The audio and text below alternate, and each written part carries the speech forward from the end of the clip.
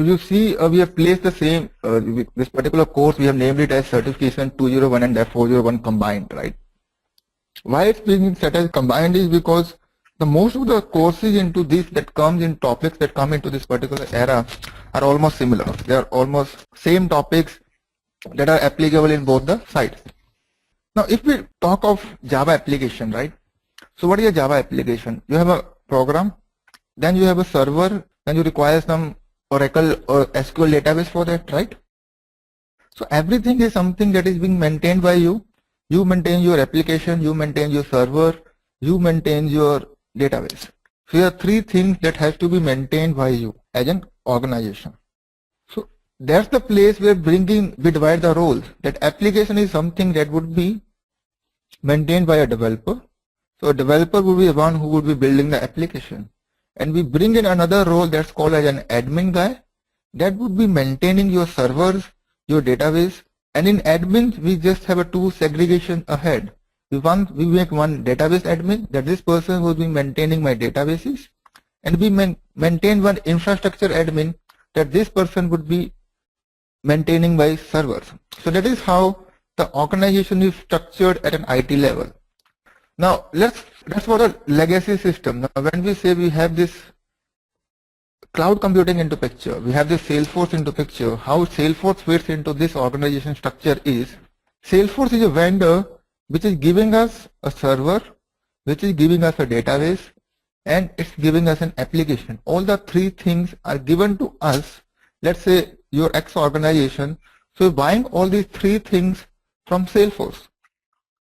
So if we try to match this with my previous conversation, what we just had, it says that I as an organization is maintaining an application, is maintaining an servers, is maintaining the databases. Now all the three things I'm getting on rent from some third party. So who would be maintaining them? Me as an organization, or from whom I'm taking it on rent? The provider himself. The provider himself, right? So in that case, so the organization you're working for, it doesn't require any admins, it doesn't require any developers. That's what we take from this discussion, right? Because provider is providing me everything. So it's up to the provider how they want to take the backup, how they want to build the application. Now the next step that goes ahead is, my organization is a big organization, okay? Now it's becoming for a business guy to manage that application. To manage that particular application, you require, or before managing it, you get a simple tool from it. You get a simple software from Salesforce. That's a basic software. They will sell to you also, and they will sell to me also. I have my different requirements. You have your different requirements. Let's say a simple object, a simple tab name, a menu name, it looks like it should be shown to you as a customer, and it should be shown to me as an account. This is a simple menu name we generally see. Different menus on any website we see, on a web application we see. So those menus you want to see there as a customer name, written there as a customer, and I want to see there as a accounts. So Salesforce will not customize this as per our needs. It will just sell us the basic package. They will say, this is what I sell to everyone, this is what you pay me, and you get it from me. So now to make these changes, make these small changes, is where you require your admins in Salesforce. Okay. So admins would be the guy who would be making these changes. Okay.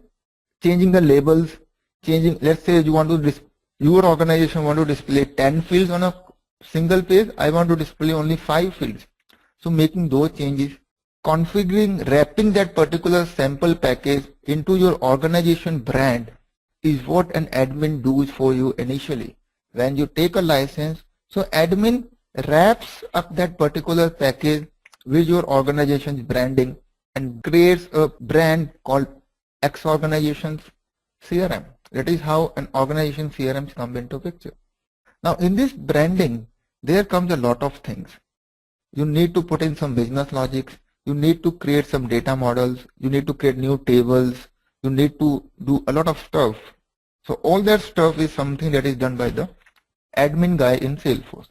So what all we take from this discussion is that an admin in Salesforce is not just a admin it used to be in another applications like Oracle, he just maintains the servers, takes the backup. These activities are not taken care by an admin in Salesforce.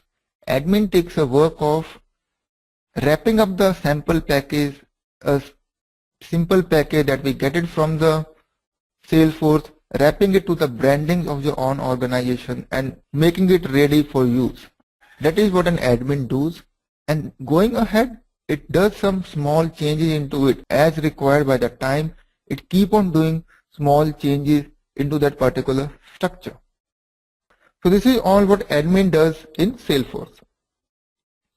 Coming to a developer, now let's say there is a certain functionality which you cannot achieve by Salesforce standard feature. What is a software basically? Why we go for a software, Kishore? Any ideas?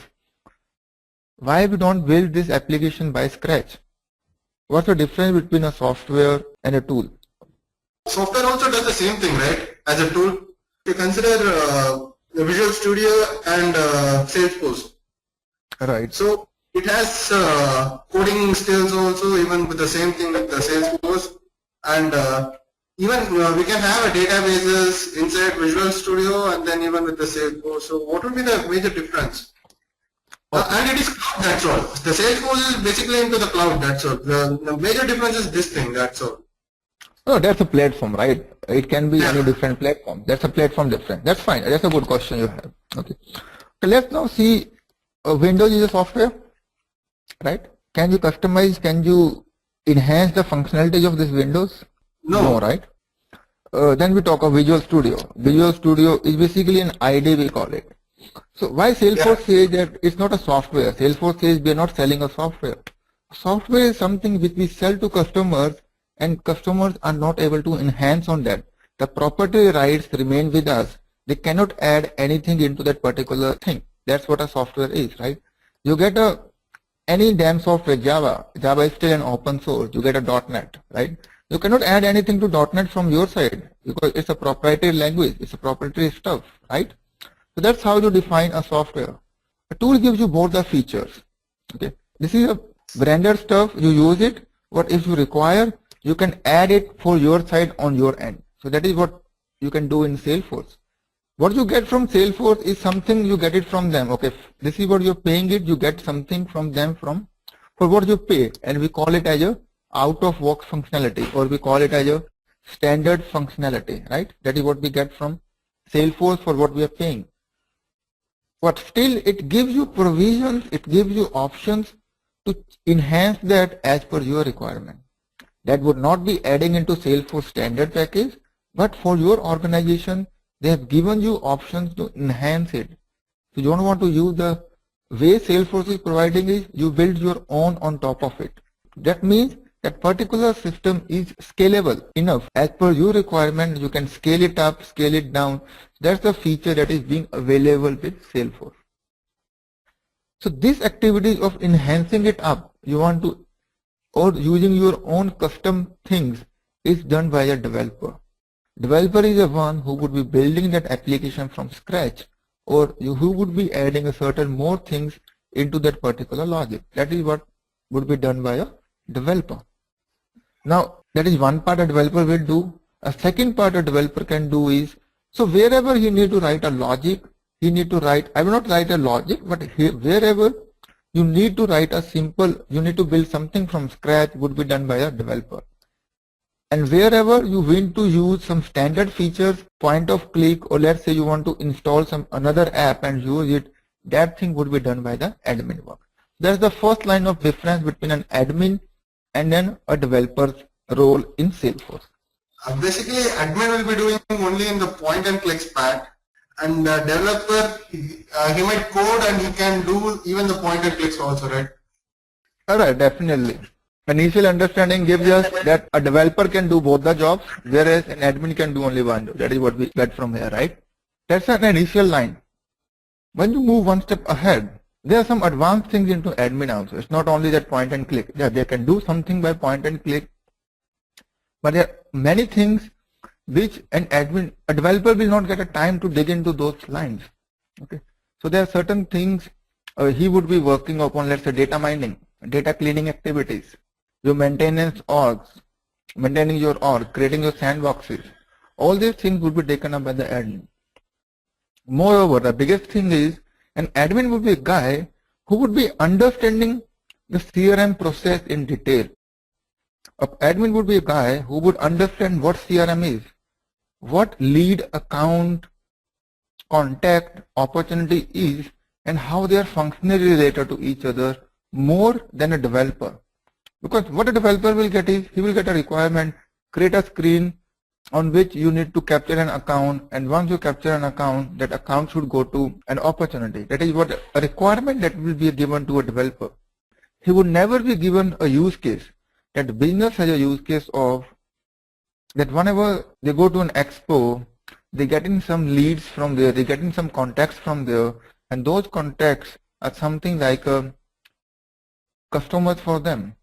So this is something that will come to an admin, because he would be the guy that would be interacting with the customer on a daily basis. So he needs to understand the functional part of Salesforce and try to map it with what the functional part at Salesforce at the business side is, what the business process at Salesforce side is.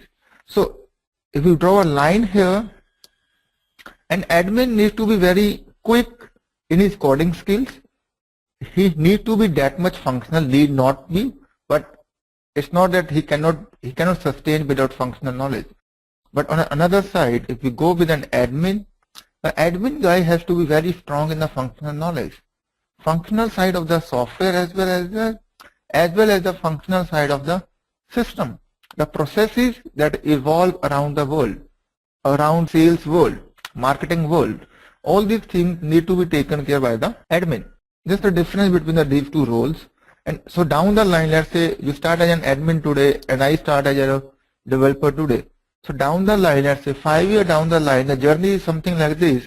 An admin is more likely to go into a consultant role. So you will go as a Salesforce consultant or as a CRM consultant down your line. If you go into development today, so down the line you will go as a solution architect kind of a position. You will not be working as a consultant. You would be working as an architect. Means, okay, this is something they give you a requirement, and that is something you need to put it into a technical specs. Whereas consultant will get it, okay, this is something you need to implement, okay, this can be done by so and so feature. Then he would be redirecting it to solution architect. So down the line, it would be working as a solution architect. So that's the payroll and that's the future line that has been built by Salesforce for the two systems. One is admin and another is a dev. Now question comes, if admin 201 and dev 401 have the same course, why they have been kept as two different certifications, right? In any organization, both the organization, if I say they cannot survive without anyone, okay? If you don't have an admin, you can't survive at all. You cannot use Salesforce, that is for sure. What? If you don't have a developer, you cannot enhance the things. Then whatever is coming with the Salesforce, you can only use those. You cannot use any one of that, okay? That is one part. Another is consultant or a solution architect. That is not a decision you have to take as of now. You are very beginning into your career. As of now, you just have to grasp the knowledge that's coming to you. Either it's an admin knowledge or it's a developer knowledge. Okay. Anyway, this is the first course you have to do. Either you go for a development role, either you go for an admin role. The first basic step is to understand what Salesforce is, what Salesforce provides with its standard feature. That is what we need to understand first of all. So that is what we will do, that is what we will achieve in this particular course. Then once you start working, then according to your taste, which suits you best, you can drive your career accordingly. So as of now, initially no one should restrict themselves that no, I cannot do development job, no, I will not do an admin job. It's just point and click. You learn a lot when you're using point and click. What is the world asking us today? That time to market should be least. Whenever a software comes to market, it should come in a least amount of time. It should not take 2 months, 3 months to come to market. It should come in a week or 2 weeks. That product should be ready and come into market. How you can reduce this time to market? It's all, if most of the things are configurable, if everyone can do things by point and click, it can come to market very easily. But on the similar lines, if you're doing something by coding, coding definitely takes a time. So that's how the two things are placed with each other. What is time to market? Time to market is how much time it takes for a product to go live. Let's say today your company says we are launching a new product. We are launching a new software where you can capture your leads, and that leads can convert into some action. Anything your company is launching, your company says today I am launching a software. The time it takes from your company decision to go live is known as time to market. So if you are using a tool, okay, that is just point and click and configure, you just click, drag and drop, that's how you need to develop that software. It will take a less time for you, right? It's just drag and drop. In a day you can do. But on the similar lines, if that software has to be built from scratch, you need to pen down each and every code of it. It takes years to bring that software to market. So a software that is, any application that is built on point and click solutions is easier, has a lesser time to market. Whereas something that you are building from scratch has a more time to market. There is another side of it. Whenever you are using some software, right, when you're using some baseline on which you're creating this point and click applications, definitely you have to pay them, right? Let's say I'm building a software on force.com, on Salesforce. So in that language, I can just use Salesforce standard features and drag and drop and create an application that your company can launch in the market. What is there? In that, I'm paying to Salesforce the license fee to use his features. On another side, if I'm developing something using Java, native language which is free of cost, though it takes me time to develop, but it's free of cost. I'm not paying anything, the license fee to them. So that's where it is. That's where the contradictory comes. You need to take a decision. Time to market and that cost involved. The lesser the time to market, a bit will be the more cost involved in creating it. Greater the time to market, lesser the cost that would be involved in bringing it up. So that all the decisions have to be taken by the management and your think tanks, which way to go on it. So as of now, the question comes, why Salesforce have created these two separate exams if the course is same, right? That is what comes into our mind. So what Salesforce has done is they have created a hierarchy here. This is, one is your consultant, another is your solution architect, okay? That is the end aim you guys would be reaching one day, either as a consultant or as a solution architect. So if they made both as a two separate paths, if you want to work as a consultant, you start with admin 201. If you want to work as a solution architect, you start with dev 401. After this, you go here with admin 502, whatever number there is, and here it is dev 501. So that is how it has to give. So to give these second lines, to give this exam, this is a prerequisite. To give this is a prerequisite. So to be a consultant, you have to go through this line, admin 201, 502, and then go up. To be a solution architect, you have to give dev 401, 501, then whatever comes in the hierarchy. So now let's say today you give 201. Tomorrow you feel, no, I think that I can move into a development world more, and you want to give dev 501. You cannot give that because first you have to give dev 401, then you would be giving dev 501. So the best part which generally people do is, because the course content of this and this is almost same, okay? So what they do is they do both of these courses at the same time. So first they give this, then they give this, then they take a break of year, let's say year or 6 months, work on Salesforce and see which way it would be taking them. So which fields interests them more, they go for that certification. If they think admin is one that is giving them a good vision, they go for an admin certification. If they think this is something that suits them more, they go for this certification. Why they give both of these certification at this time is because they are already preparing it and they don't want to prepare it again. Let's say, like for your instance, you prepared for today, you gave admin 201 today, right? You worked on Salesforce for 6 months. Now you think that you move into development. You want to go for Dev 501 certification. You first have to give this one, and to give this again you have to study a bit. You give this certification, then you will give this. So that is how these are placed in the market.